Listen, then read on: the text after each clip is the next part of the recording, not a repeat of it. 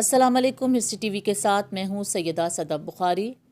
آج کی ویڈیو میں آپ کو حضرت موسیٰ علیہ السلام کی داستان کا اگلا حصہ سناؤں گی۔ جیسا کہ میں نے آپ کو اپنی پچھلی ویڈیو میں بتایا کہ فرعون نے جادوگروں کے ہاتھ اور پاؤں کٹوا کر ان کو قتل کروا دیا۔ جادوگروں کے ایمان لانے اور انہیں بے دردی سے شہید کر دینے کے بعد بھی فرعون کی سرکشی اور بدعمالیاں جاری رہیں۔ مفسرین کے مطابق اس واقعے کے بعد حضرت موسیٰ مزید 20 برس مصر میں مقیم رہے اور لوگوں کو توحید کی دعوت دیتے رہے۔ اس عرصے میں اللہ عز و جل نے حضرت موسیٰ علیہ السلام کو 9 معجزات عطا فرمائے تاکہ فرعون اور اس کی قوم کو راہ راست پر لایا جا سکے۔ یہ سب موسیٰ علیہ السلام کے کھلے معجزے تھے۔ ہونا تو یہ چاہیے تھا کہ ان معجزات کو دیکھ کر قوم فرعون راہ راست پر آ جاتی، لیکن وہ پھر بھی تکبر اور شرک میں مبتلا رہی۔ جب پہلی مرتبہ قوم فرعون پر قحط کا عذاب مسلط ہوا تو حضرت موسیٰ علیہ السلام کی دعا سے رفع ہو گیا، مگر یہ لوگ سرکشی سے باز نہ آئے۔ حضرت موسیٰ علیہ السلام نے دعا کی، اے میرے پروردگار، یہ ایسے سرکش لوگ ہیں کہ عذاب قحط سے بھی متاثر نہ ہوئے اور معاہدہ کر کے پھر گئے۔ اب ان پر کوئی ایسا عذاب مسلط فرما دیجیے جو ان کے لیے دردناک ہو اور ہماری قوم کے لیے واعظ اور بعد میں آنے والوں کے لیے درس عبرت بنے۔ تو اللہ تعالیٰ نے ان پر طوفان کا عذاب بھیج دیا۔ قوم فرعون کے گھروں اور زمینوں کو پانی کے طوفان نے تباہ و برباد کر دیا، جبکہ بنی اسرائیل کے مکانات اور زمینیں اس پانی کے طوفان سے محفوظ رہیں۔ اس طوفان سے گھبرا کر قوم فرعون نے موسیٰ علیہ السلام سے التجا کی، اپنے پروردگار سے دعا کیجیے کہ یہ عذاب ہم سے دور فرما دیں، تو ہم ایمان لے آئیں گے اور بنی اسرائیل کو بھی آزاد کر دیں گے۔ حضرت موسیٰ کی دعا سے عذاب دور ہو گیا اور ان کی کھیتیاں پہلے سے زیادہ ہری بھری ہو گئیں۔ تو کہنے لگے، در حقیقت یہ طوفان کوئی عذاب نہیں تھا بلکہ ہمارے فائدے کے لیے آیا تھا، جس کا نتیجہ یہ نکلا کہ ہماری زمینوں کی پیداوار بڑھ گئی۔ اس لیے موسیٰ علیہ السلام کا اس میں کچھ دخل نہیں، اور یہ کہہ کر سب عہد و پیمان نظر انداز کر دیے گئے۔ یہ لوگ 1 مہینہ امن و عافیت میں رہے۔ اللہ تعالیٰ نے ان کو غور و فکر کی مہلت دی، لیکن انہیں ہوش نہ آیا، تو پھر ان پر دوسرا عذاب ٹڈیوں کی صورت مسلط کر دیا گیا۔ ٹڈی دل نے ان کی ساری کھیتیوں اور باغوں کو کھا لیا۔ بعض روایت میں ہے کہ لکڑی کے دروازوں، چھتوں اور گھریلو ساز و سامان تک کو ٹڈیاں کھا گئیں۔ اب کے وقت بھی حضرت موسیٰ کا یہ معجزہ سامنے تھا کہ یہ ساری ٹڈیاں صرف قبطی یعنی قوم فرعون کے باغوں، کھیتوں اور گھروں پر چھائی ہوئی تھی، جبکہ بنی اسرائیل کے مکانات، زمینیں اور باغات سب محفوظ رہے۔ قوم فرعون چلا اٹھی اور حضرت موسیٰ سے درخواست کی، اگر آپ اللہ تعالیٰ سے دعا کر دیں کہ یہ عذاب ہٹ جائے تو ہم پختہ وعدہ کرتے ہیں کہ ایمان لے آئیں گے اور بنی اسرائیل کو آزاد کر دیں گے۔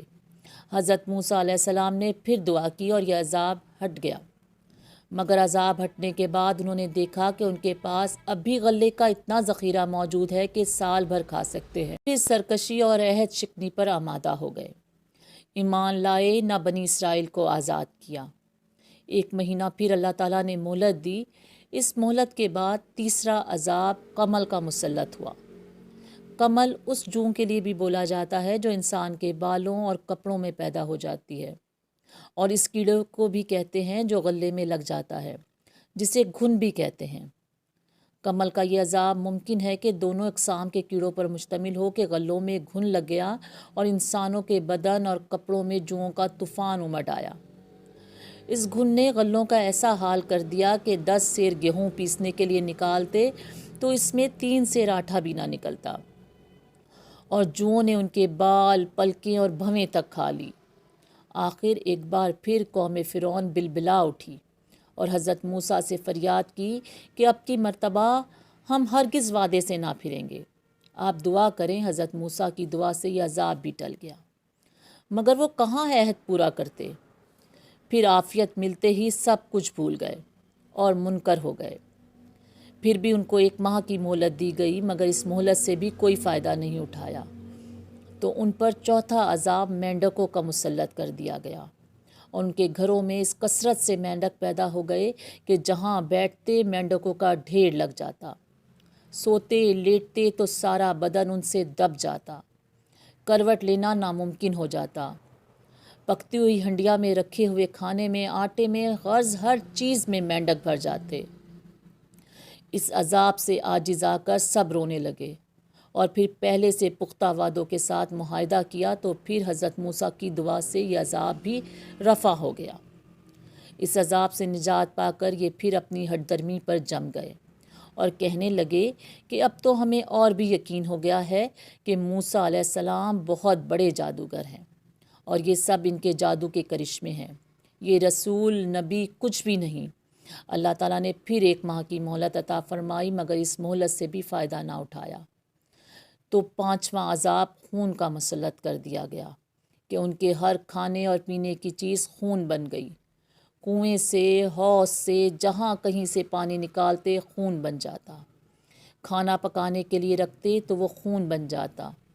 इन सब अजाबों में हज़रत मूसा का ये मौज़ा मुसलसल था कि हर अजाब से इसराइली बिल्कुल महफूज थे। खून के अजाब के वक्त कौम फ़िरौन के लोगों ने बनी इसराइल के घरों से पानी मांगा। जब वो उनके हाथ में गया तो खून बन गया। एक ही दस्तरखान पर बैठकर किप्ती यानी कौम फ़िरौन और इसराइली खाना खाते तो जो लुक़मा इसराइली उठाता वो अपनी असली हालत में होता और जो लुक़मा या पानी का घूंट किप्ती के मुंह में जाता वो खून बन जाता। ये अजाब भी 7 रोज़ रहा। बिलाखिर फिर वादे किए, दुआ की गई और अजाब फिर हट गया, मगर ये लोग अपनी गुमराही पर कायम रहे। इसको कुरान करीम ने फरमाया, इन लोगों ने तकब्बुर से काम लिया और ये लोग बड़े आदी मुजरिम थे। इसके नाम से एक छठे अजाब का जिक्र आया है। ये लफ्ज़ अक्सर ताउन के लिए बोला जाता है और चेचक वग़ैरह जैसे वबाई अमराज के लिए भी इस्तेमाल होता है। तफसीरी रिवायात में है कि इन लोगों पर ताउन की वबा मुसल्लत कर दी गई, जिसमें इनके 70,000 आदमी हलाक हो गए। उन लोगों ने फिर फरियाद की और दुआ करने पर यह अजाब हटा दिया गया और फिर बदस्तूर इन लोगों ने अहद शिकनी की।